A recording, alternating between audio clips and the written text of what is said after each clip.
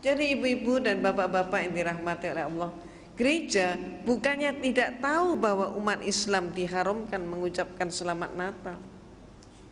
Mereka tahu, tapi justru mereka menghendaki umat Islam ini melanggar akidahnya. Dengan cara yang halus seperti itu, umat Islam banyak yang terpancing. Maka ada kemudian umat Islam yang dari kelompok Islam liberal mengatakan umat Islam mengucapkan selamat Natal nggak apa-apa, karena menurut mereka saat itu umat Islam mengucapkan selamat atas lahirnya Nabi Isa alaihissalam. Ini kelompok jin beranggapan seperti itu. Di sisi yang lain ada kelompok juga di sisi yang lain mengucapkan selamat Natal berarti mengucapkan selamat atas lahirnya Tuhan Yesus. Ini sudah jelas merupakan suatu pelanggaran akidah. Yang kedua, kalau sampai kemudian dikatakan bahwa tidak mengucapkan selamat atas lahirnya Yesus dengan kapasitas Tuhan, tapi dikatakan mengucapkan selamat atas lahirnya Nabi Isa, inilah merupakan suatu jebakan mereka, di mana gereja pun sekarang ini sudah mulai menggunakan istilah-istilah bukan lagi Natal, tapi dengan istilah Maulid Nabi Isa alaihissalam. Ini jebakan mereka. Maka apakah benar bahwa Nabi Isa itu lahirnya 25 Desember? Ini yang saya kupas dalam buku saya. Kita umat Islam mengetahui bahwa Rasulullah SAW lahirnya persis 12 Rabiul Awal. Maka kalau dikatakan 25 Desember kelahirannya Nabi Isa, apa betul seperti itu? Tahun kemarin di televisi kita, di salah satu stasiun televisi, sudah ada pendeta yang menerima pertanyaan, karena saat itu dialog interaktif, menerima pertanyaan, apa benar Yesus dilahirkan 25 Desember? Ternyata pendeta yang satu itu menjawab tidak. Nah, apakah kemudian pada tahun ini nanti mereka juga akan berani untuk menyampaikan bahwa sebetulnya yang terjadi tidak seperti itu, bahwa Natal ini bukan kelahiran Nabi Isa? Ibu-ibu dan bapak-bapak yang dirahmati oleh Allah, kita telaah dulu siapa yang sebenarnya lahir 25 Desember. Menurut buku yang saya tulis ini, jelas-jelas sekali dipaparkan bahwa yang diperingati tanggal 25 Desember itu adalah kelahirannya Dewa Matahari. Nah, mengapa Dewa Matahari kemudian dipakai sebagai peringatannya kelahirannya Nabi Isa yang oleh mereka disebut Yesus? Peristiwanya ketika rakyat Romawi masih beragama politisme paganisme. Hal ini berlangsung sampai abad keempat, di mana suatu bukti sejarah Kaisar Konstantin yang memimpin konsili Nizea yang diadakan di kota Nizea, maka disebut konsili Nizea. Konsili adalah konferensi atau bahasa lain muktamar. Ini bahasa Latin Romawi. Konsili Nisea yang diadakan pada tahun 325 Masehi melantik Yesus menjadi Tuhan. Jadi Konstantin melantik Yesus menjadi Tuhan, yang saat itu sebelumnya Yesus tidak pernah dinyatakan sebagai Tuhan. Dan sampai hari ini pun kalau ibu dan bapak mencermati seluruh Bible, tidak ada satu kalimat pun yang menyatakan Yesus sebagai Tuhan. Dia tidak pernah menyatakan sembahlah aku Tuhanmu. Hal itu tidak pernah terjadi. Kenapa? Karena fakta memang mengungkap, sejarah mengungkap Yesus dipertuhankan untuk pertama kalinya tahun 325 Masehi, dan yang melantik adalah Kaisar Konstantin. Nah, Kaisar Konstantin melantik Yesus menjadi Tuhan, memimpin konsili. Saat itu agamanya Konstantin belum Katolik. Jadi saat itu gereja masih ada satu saja, yaitu gereja Katolik. Belum pecah. Nanti pada abad pertengahan baru pecah, Katolik pecah menjadi Katolik dan Protestan. Jadi saat itu gereja yang ada hanya Katolik. Konstantin belum Katolik, dia masih politisme paganisme. Ketika terjadi kemelut pada Imperium Romawi, di mana Imperium Romawi hampir mengalami kepunahan, maka mereka pun mencari penyebabnya, para pembesar mencari penyebabnya. Apa penyebabnya? Maka saat itu kekaisaran menengarai penyebabnya adalah berbagai macam sembahan-sembahan yang mereka punyai tidak mampu mempersatukan bangsa Romawi. Jadi artinya agama mereka yang ada dianggap tidak kondusif. Maka kemudian Kaisar Romawi menerima masukan, karena dia pun sendiri telah melantik Yesus sebagai Tuhan. Dia menganggap keterangan-keterangan dari Paulus dan anak buah Paulus mengatakan ini ada sebuah agama yang mampu mempersatukan rakyat. Maka kemudian dari situlah Konstantin tertarik dengan Katolik untuk menyederhanakan Tuhan-Tuhan mereka yang berpuluh-puluh itu tadi. Termasuk misalnya yang Bapak Ibu kenal dan yang tidak asing dalam kehidupan orang-orang Romawi maupun di dalam pergaulan sehari-hari, kita kenal nama adalah Dewa Zeus yang dianggap sebagai dewa bapak. Bapak Ibu juga kenal istilah Dewi Jupiter, Aurora, Venus, maupun juga yang lain. Termasuk Bapak Ibu juga kenal dari film televisi atau film-film lain, Hercules termasuk itu, termasuk Xena termasuk itu. Semua itu adalah dewa dan dewi yang mereka sembah. Tidak mustahil tiap rumah mempunyai sembahan yang beda-beda. Walaupun di antara sembahan yang demikian banyak itu ada persamaannya. Di antaranya yang mereka sembah adalah Dewa Zeus. Ini yang paling populer. Selain itu juga ada dewa lagi yang sangat populer, yaitu Dewa Mitra, yang juga disebut Mitras atau disebut Dewa Ra. Ini sama, yaitu apa? Yaitu dewa matahari. Mereka beranggapan bahwa matahari ini adalah sesuatu yang sangat penting, dan mereka ketakutan kalau sampai matahari tidak terbit.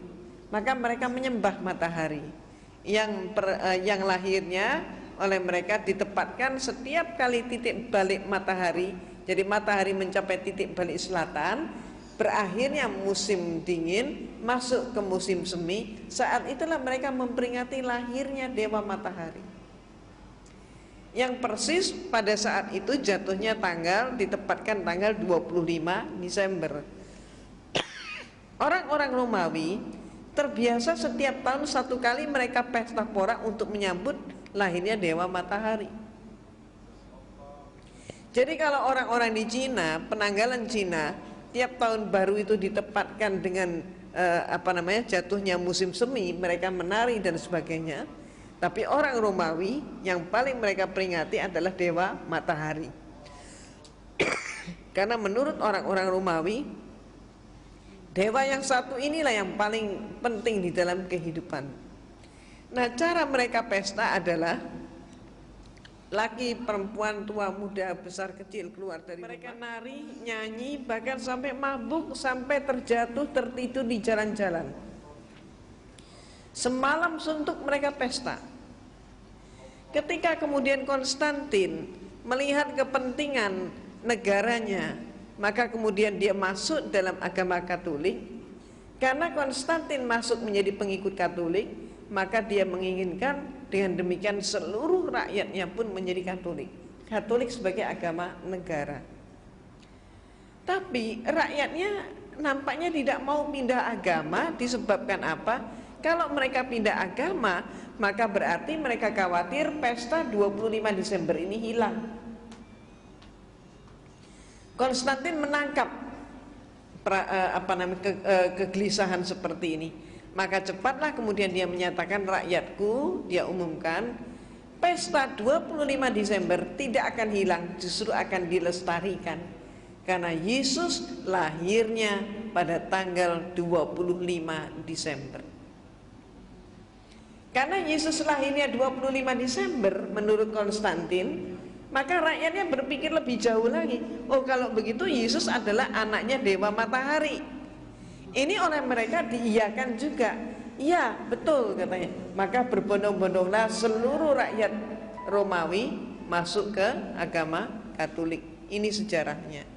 Maka sejak saat itu pula, maka seluruh patung-patung dewa matahari diubah namanya menjadi patung Yesus. Demikian pula kalau bapak-bapak, ibu-ibu cermati itu di apa namanya, di patung-patung itu kan seringkali ada bulatan di belakang kepala. Itu simbol apa itu sebenarnya? Simbol dewa matahari. Simbolnya matahari. Di salib itu, di belakang kepala salib itu kan juga ada bulatan atau kadang ada sinar, kan begitu. Sinar atau bulatan apa? Matahari. Nah, sejak saat itulah dipakai. Nah, kemudian ibu dan bapak yang dirahmati oleh Allah, pada saat bulan-bulan ini pun, hari-hari ini pun, bapak dan ibu sudah mulai melihat di berbagai mall, di toko-toko, di gedung-gedung, mereka pakai pohon cemara. Kemudian hiasannya bagus sekali. Betul kan? Menarik sekali. Ada kemudian pakai pohon cemara penuh dengan salju. Terus kemudian ada kandang domba, ada palungannya, di situ Yesus lahir. Ada lagi yang dengan memperagakan gua, Yesus lahir di dalam gua. Jadi sebetulnya yang mana yang benar? Yesus lahir di bawahnya pohon cemara, atau lahirnya di kandang domba, atau lahirnya di dalam gua? Yang benar yang mana? Belum lagi nanti ada hiasan Sinterklas, pakai kijang kencana itu kan. Jadi yang mana ini yang benar? Nah, ternyata ibu-ibu dan bapak-bapak yang dirahmati oleh Allah, di dalam Bible, di dalam kitab suci mereka, di situ ada 4 buah Injil di dalamnya, yaitu karangan Matius, Markus, Lukas, Yohanes. Yang memuat peristiwa tentang lahirnya Yesus hanya ada 2 Injil, yaitu Matius dan Lukas. Di dalam buku saya pun saya kutip dengan persis seksama apa kata Matius dan apa kata Lukas. Maka menurut informasi mereka, Matius dan Lukas yang sama-sama menyatakan mendapatkan firman Tuhan, sama-sama menyampaikan firman Tuhan, tapi banyak yang kontradiksi. Kontradiksinya antara lain, yang satu menyatakan Yesus lahirnya di zaman Kaisar Agustus, yang satu menyatakan Yesus lahirnya di dalam pemerintahan Herodes Agung. Konsekuensinya berarti perbedaan pendapat di antara mereka ini berarti mempengaruhi penentuan tahun 1 Masehi sebagai tahun kelahiran Nabi Isa. Dengan arti kata lain, tahun Masehi yang sekarang ini dipakai oleh umat manusia di dunia ini, termasuk kita juga pakai, yang katanya sekarang adalah tahun 2003 Masehi, ternyata salah hitung. Jadi Dionysius lah saat itu yang diperintahkan untuk membuat penanggalan, ternyata salah ngitung. Cuman kesalahan yang dilestarikan. Sementara kita sendiri punya tahun baru Hijriah, tapi seringkali nggak hafal kita tahun berapa sekarang. Ya paling cuman berapa orang yang tahu, nggak semuanya. Nah, ya kalau kita semua tahu, alhamdulillah. Nah, oh baru Idul Fitri ya, karena baru Idul Fitri jadi masih ingat. Karena baru kirim kartu ya, alhamdulillah. Nah, ibu-ibu dan bapak-bapak yang dirahmati oleh Allah, ada hal yang sama juga informasi Lukas dan informasi Matius. Samanya apa? Kedua mereka menyatakan Yesus lahir di malam hari. Ketika bintang gemerlapan, dan saat itu gembala menggembalakan ternak mereka ke padang rumput tengah malam. Nah, maka informasi ini coba kita analisis. Kalau dikatakan Yesus lahirnya tengah malam, bintangnya gemerlapan, kemudian gembala menggembalakan ternak ke padang rumput tengah malam, itu artinya musim apa? Nggak mungkin salju ya. Nggak mungkin salju kan? Maka kalau tidak ada salju, kenyataannya mengapa semua hiasan yang ada memakai salju? Betul kan? Ya. Jadi kalau bintangnya gemerlapan, nggak mungkin salju turun. Itu pertama. Nah, yang kedua, Dikatakan gembala mengembalakan ternak mereka ke padang rumput tengah malam katanya. Kalau kenapa gembala kok digembalakannya tengah malam? Kenapa tidak siang hari? Lembur. Katanya lembur saat itu belum dikenal. Kenapa? Ya kalau mereka menggembalakannya di pagi hari, siang hari, mereka tidak tahan dengan apa? Sengatan matahari di musim panas. Maka mereka menggembalakannya justru di malam hari saat musim panas. Tapi kalau musim dingin menggembalakan di malam hari, beku mereka. Jadi berarti itu saat musim panas. Perhitungan peredaran bulan, waktu dan musim tidak mungkin saat itu terjadinya di dalam bulan Desember. Nah, sehingga pertanyaannya, siapa sebenarnya yang mereka peringati? Dan nantinya ketemu yang mereka peringati sesungguhnya adalah dewa matahari. Itu sebabnya maka kitab Yahudi mengatakan Yesus lahirnya di dalam bulan Elul. Nah, bulan Elul itu kapan? Bulan Elul itu antara Juli September, bukan Desember. Kalau kitab suci Al-Quran, maka kita simak bersama firman Allah di dalam surat Maryam. Dikatakan dalam surat Maryam bahwa Nabi Isa alaihissalam dilahirkan oleh ibunya di bawah pohon korma. Ketika pohon korma berbuah dengan lebat, maka pangkal korma digoyang, buah korma pun berguguran. Ini musim apa? Musim korma berarti musim panas. Jadi alhamdulillah ibu dan bapak, bulan Agustus yang lalu saya mendapatkan anugerah dari Allah, saya bisa berumroh. Nah, maka ketika mengadakan perjalanan ke Sharjah, maka di sana saya masuk sebuah museum. Di halaman museum itu ada pohon korma yang berbuah lebat. Dan saat itu di Saudi memang banyak sekali pohon korma yang buah kormanya pun berguguran di sekitar pohon itu. Sedang musim buah korma, pas panasnya pun sedang luar biasa.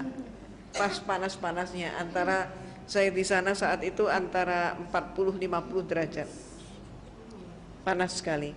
Dan kami semua yang mengunjungi museum itu dipersilahkan oleh penjaga untuk memetik buah korma dari pohonnya sendiri. Bagi orang Indonesia ini suatu yang sangat langka. Maka kemudian ketika saya petik satu buah korma, apa yang terjadi? Satu saya tarik, yang lain pun berguguran. Nah, inilah saya sangat bersyukur atas karunia Allah termasuk bisa membuktikan ayat itu. Jadi pangkal korma digoyang, buah korma pun berguguran.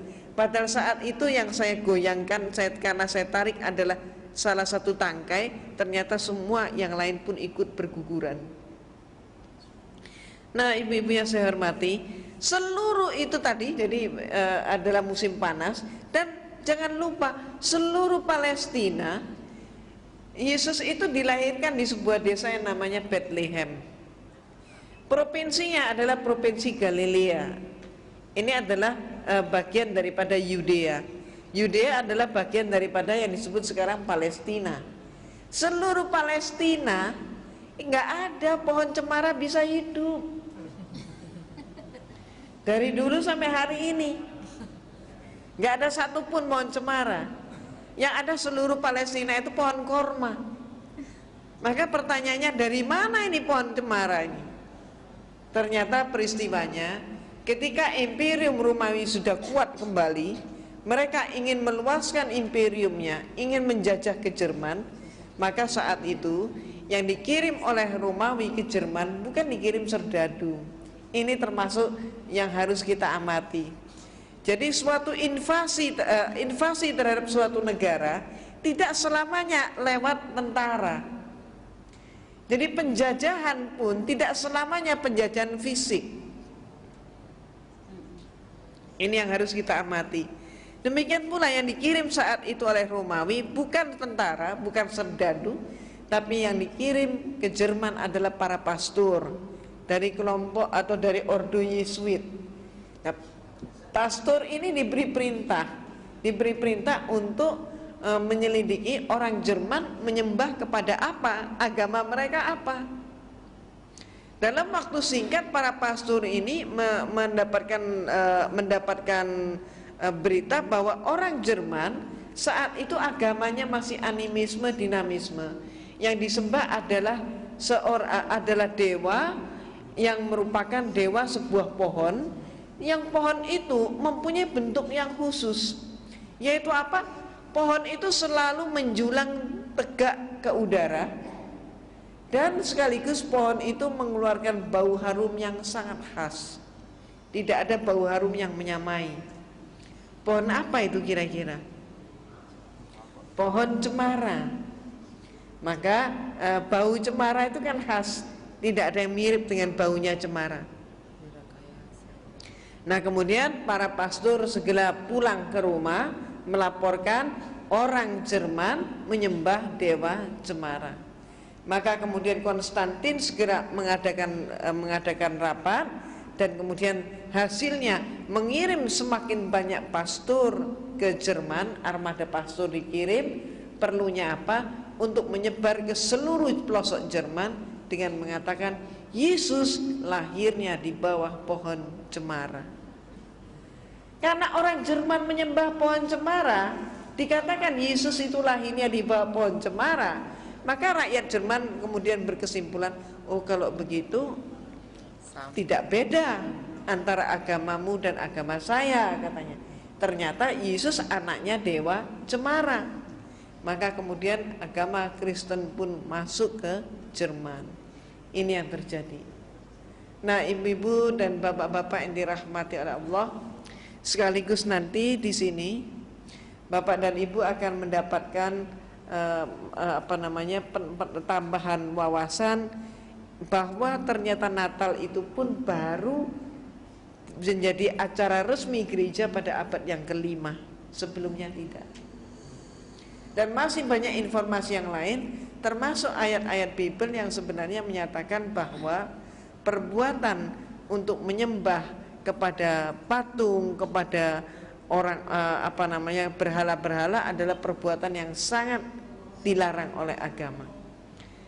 Nah, dikatakan juga bahwa peringatan hari kelahiran itu tidak dikenal di kalangan mereka, tapi justru yang melakukan peringatan kelahiran adalah orang-orang yang dianggap sebagai orang-orang yang sesat, termasuk Herodus dan sebagainya, orang-orang kafir istilah mereka. Nah, sekarang pertanyaannya, dengan mengetahui bahwa muatan daripada 25 Desember Natal itu ternyata tidak benar, bertentangan dengan akidah kita, maka sekarang menjadi suatu pemikiran ulang hendaknya, apakah kita juga ikut masih tetap mengucapkan selamat Natal. Sebab menurut fatwa MUI, menurut Buya Hamka almarhum, maka merayakan Natal ataupun berarti mengucapkan selamat Natal hukumnya haram. Mengapa diharamkan? Itu tadi sebabnya. Dan Kristen memang senantiasa berusaha untuk mempengaruhi kita umat Islam untuk melanggar akidah. Nah, ibu dan bapak, ini dahulu pemaparan saya. Silakan kita masuk dalam sesi tanya jawab terlebih dahulu.